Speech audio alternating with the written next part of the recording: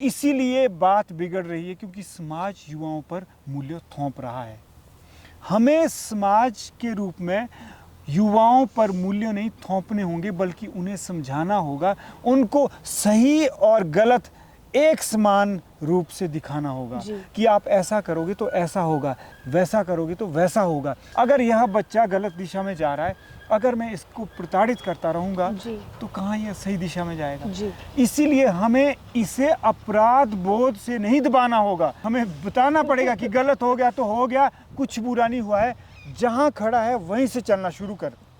इसे ये ना बड़ी बड़ी बातें बता के कि अब ये कर वो कर, नहीं, जब जागो तभी सवेरा, भले बुरे से ऊपर उठ जाओ।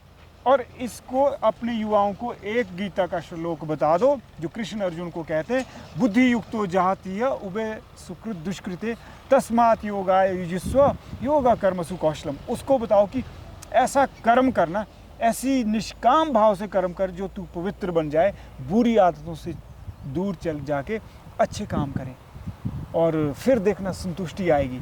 जो आनंद नशे से आ रहा है, लड़कियों को घुमाने से आ रहा है, भेलपूरी खिलाने से आ रहा है, भेलपूरी खा रिया था लड़की घुमा रिया था, आ रही है, तो वही आनंद आपको अच्छे काम करने से भी आएगा। जितने भी यूथ यहाँ बैठे हैं, इनको देर भी हो रही, जाना भी है, मैं यही कहना चाहूँगा रेखा मैम कि इनको क्या करना चाहिए, इनको अपने जीवन का लक्ष्य निर्धारित करना चाहिए और अपने पर्सनल गोल के साथ साथ इनको यूनिवर्सल गोल के लिए भी खड़े होना चाहिए।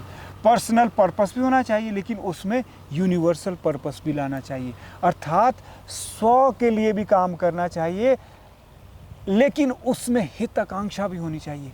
क्योंकि जब तक मनुष्य में हित आकांक्षा नहीं होती है, सर्वहित की आकांक्षा नहीं होती है, प्रयास नहीं होते हैं, तब तक उसे पूर्णता का आभास नहीं हो सकता है। और पूर्णता का जब तक मूल्य नहीं आता है, तब तक शांति भी नहीं आ सकती है और आनंद भी नहीं आ सकता है। तो मैं यही कहना चाहूँगा रेखा मैम कि वास्तव में आपको अपने सेल्फ को गुड से भी मुक्त करना है और इविल से भी मुक्त करना है। You have to free yourself from the good as well as the evil. उसी को ही बोलते हैं, क्या बोलते हैं, बुद्धि युक्तो जहाती है उभय सुकृत दुष्कृते। और यही अध्यात्म का सार है। इसीलिए समाज को इस समय अध्यात्म की ओर जाना चाहिए। अध्यात्म कभी भी नैतिकता के बोझ तले युवाओं को नहीं दबाता। अध्यात्म के रास्ते से नैतिकता का दबाव नहीं पड़ता है। तो इनको आज ये सोचना चाहिए कि बुरा कुछ नहीं है, लेकिन परिणाम बहुत बुरे होंगे, परिणाम बहुत बुरे होंगे।